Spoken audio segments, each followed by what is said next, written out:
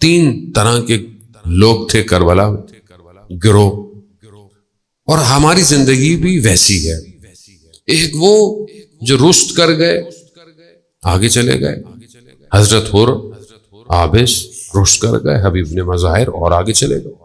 ایک وہ جو راکد ہو گئے، آئے نہیں، نہ آگے گئے نہ پیچھے، مگر نقصان میں رہے.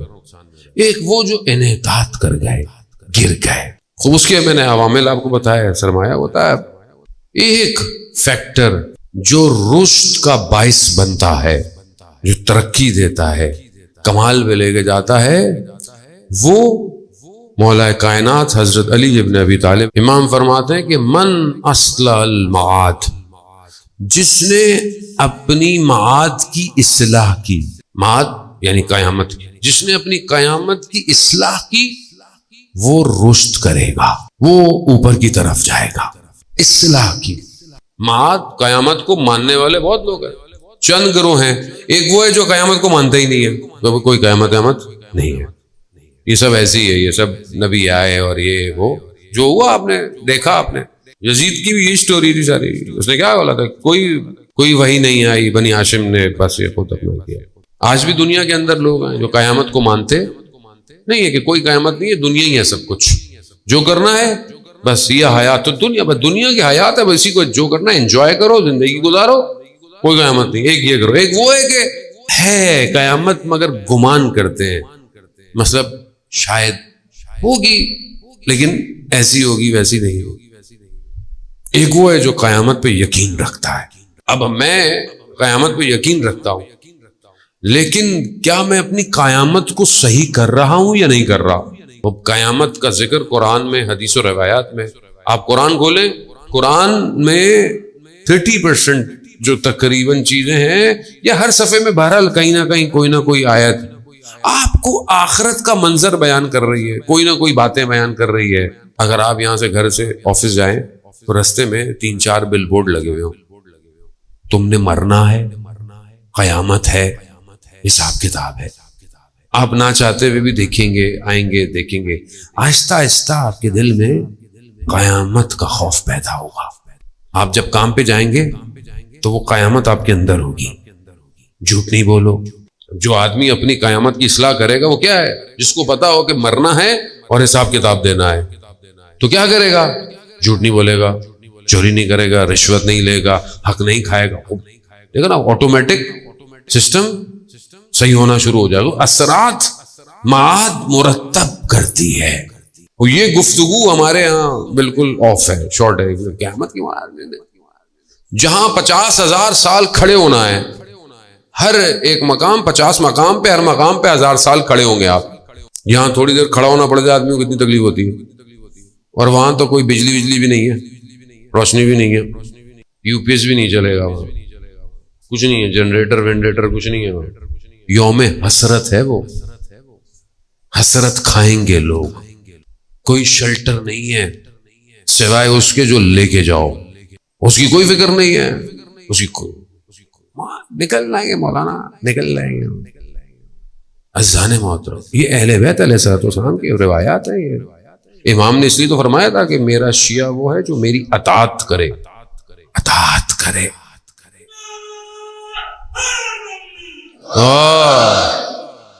پہلی چیز یہی ہے کہ معاد انسان کو رشد دیتی ہے.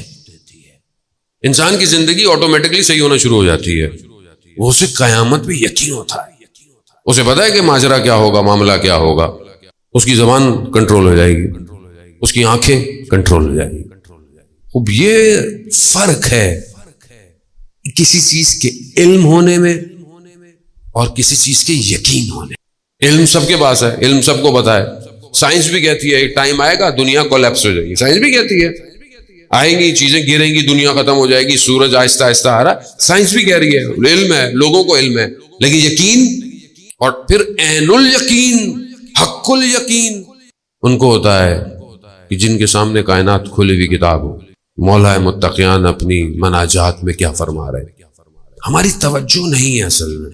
امام اپنی مناجات میں کیا کہہ رہے ہیں؟ اللہم انی اسألک یوم لا ینفع، پروردگار میں تجھ سے سوال کرتا ہوں اس دن کا جس دن کوئی چیز فائدہ، امام فرما رہے ہیں، یعنی اس ماجرے کو، اس کینوس کو لفظوں میں آپ کے سامنے لے کر آ رہے ہیں، رنگ بھر رہے ہیں امام۔ مناجات امیر المومنین آخرت کو رنگ بھر رہی ہے، رنگ۔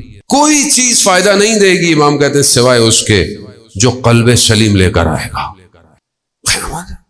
امام جب یہ کہہ رہے ہیں، مگر ہمیں کیا پتا امام نے پتہ نہیں کیا کہا ہے، ہمیں اس سے کیا، ہم نے کبھی پڑھا ہی نہیں امام نے کیا کہا ہے۔ امام خود گزر رہے ہیں، آپ نے جو بلاغہ اٹھائے ہیں، امام اپنے اصحاب کے ساتھ گزر رہے ہیں، امام نے کہا یہ دیکھو یہ ان کی حالات، یہ جو قبرستان ہے ان سے امام گزرے ہیں، رسول خدا اپنے اصحابیوں کے ساتھ گزرے ہیں۔ حضرت سلیمان فارسی کا وہ واقعہ آخری وقت میں ہے، کہا مجھے قبرستان لے جاؤ، بہت طولانی وہ گفتگو ہے کہ اللہ کی اجازت سے انہوں نے مردے کو کہا کہ باہر نکلو اور ایک ایک حال بتاؤ، روح کے نکلنے کا معاملہ کیا تھا۔ ہم نے کبھی پڑھا ہی نہیں، ہمیں کیا اس سے، ہمیں پتہ ہی نہیں ہمیں جانا بھی ہے کہ نہیں جانا۔ ابھی یہاں سے جو ہے وہ کہیں گھومنے پھرنے جانا ہو، کہیں پاکستانی چلے جائیں تو ویدر، موسم کیسا ہے، اگلے 5 دنوں میں بارش ہو رہی ہے کہ نہیں ہو رہی ہے، کپڑے کون سے لے کے جائیں، کھانا کیا ہوگا، پینا، 5 دن کے لیے جا رہے ہیں۔ اور جہاں قرآن کہہ رہا ہے ہم فیہا خالدون، تم ہمیشہ وہیں رہو گے، ادھر موسم کیسا ہے، ادھر ویدر کیسا ہے، کیسے کپڑے لے کے جانے ہیں وہاں پہ، وہاں برانڈ نہیں چلے گا، وہاں کوئی اور برانڈ چلے گا۔ جو جتنا امام کے قریب ہوگا وہ ادھر بھی اتنا ہی قریب ہوگا۔ سید الشباب اہل الجنہ کون ہے؟ جنت کے سردار، سرداروں سے آج بنا کے رکھو، کل وہی سردار۔ عزیزان، میرا مقصد خدا نخواستہ آپ کو مایوس کرنا یا ڈرانا نہیں ہے، ٹچ بس، تھوڑا سا ہلے زندگی میں۔ آج معاشرے میں جو فقدان ہے، آج پورا معاشرہ انحطاط کی طرف ہے۔ آپ دیکھیں حالات، دیکھیں ڈائیورس ریشو، دیکھیں رویے، دیکھیں گھروں کے۔ مجھے کسی نے بولا کہ مولانا صاحب وہ مجلس میں پڑھیں آپ، میں بھول جاتا ہوں، مجھے کیا اپنے یاد اتنا نہیں رہتا ہے کہ کیا پڑھنا ہے کیا نہیں پڑھنا، کہ وہ ہماری والدہ نے جو ہے وہ ایک بہن کو بھی ڈائیورس کھلا دی، دوسرے کو بھی ڈلا دی، تیسرے کو، خدا کے لیے ان کو سمجھائیں، مجلسیں پڑھتی ہیں، زیارت پہ جاتی ہیں، کیا مسئلہ ہے؟ خوف نہیں ہے قیامت کا، حساب کتاب ہوگا۔ دنیا ہمارے لیے مقصد بن گیا ہے، اور جب دنیا مقصد ہو تو بس پھر کیا ہے، لقمہ، لذت یہاں تک ہے، زبان تک، پھر لذت ختم ہے۔ اس لیے امام حسین علیہ الصلوۃ والسلام نے ارشاد فرمایا، دین تمہارے منہ میں رکھا ہوا کیا ہے؟ لقمہ، جب دل چاہتا ہے نکلنے دو، اپنی مرضی کا دو بس۔ اگر آپ تو قیامت پہلی چیز آپ کی یہی ایڈجسٹ کرتی ہے، اگر آپ قیامت کی اصلاح کر رہے ہیں۔ دوسری چیز، قیامت پر یقین انسان کو بذل سکھاتا ہے، یعنی اپنے خون کی قربانی دینا، بذل دینا۔ آپ دیکھیں کربلا کے اندر جو لوگ تھے ان کو تکلیف نہیں ہو رہی تھی، کیوں؟ کیونکہ وہ معاد کو اصلاح کر رہے تھے، وہ اپنے مقام کو قیامت میں دیکھ رہے۔ اس لیے آپ دیکھیں حتیٰ بعض روایت میں ہے کہ اصحاب امام حسین مسکرا رہے ہیں، کیوں؟ کیونکہ ماجرا کوئی اور ہے، وادی کوئی اور ہے، اس وادی کی طرف جا رہے ہیں۔ خوب انسان اگر ایک چیز ایڈجسٹ کر لے، معاشرہ سقوط سے بچ جائے۔ اگر ہم سب کو قیامت کا خوف ہو تو ہم ایک دوسرے کے ساتھ کیسے ہوں گے؟ ہم روڈ پہ کیسے ہوں گے؟ ہم محلے میں کیسے ہوں گے؟ ہمارے حکمراں کیسے ہوں گے؟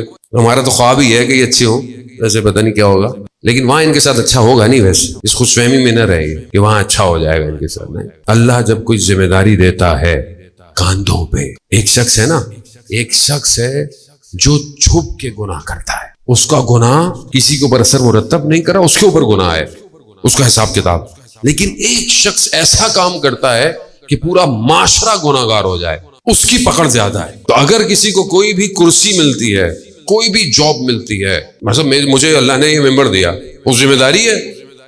اب اگر میں کوئی یہاں سے ایسی بات کروں کہ جس سے آپ کا عقیدہ تبدیل ہو جائے، صحیح سے ہٹ جائے، آپ کا عمل ضعیف ہو جائے، کمزور ہو جائے، میری پکڑ ہے، مجھے خدا چھوڑے گا تھوڑی۔ مطلب غلط جس نے کیا اس نے تو کیا، میرے ساتھ تو جو ہوگا وہ اسی طرح اگر جب آپ کے پاس خدا کوئی چیز دیتا ہے، آپ کی ذمہ داری ہے، آپ کا حساب کتاب لیا جائے گا۔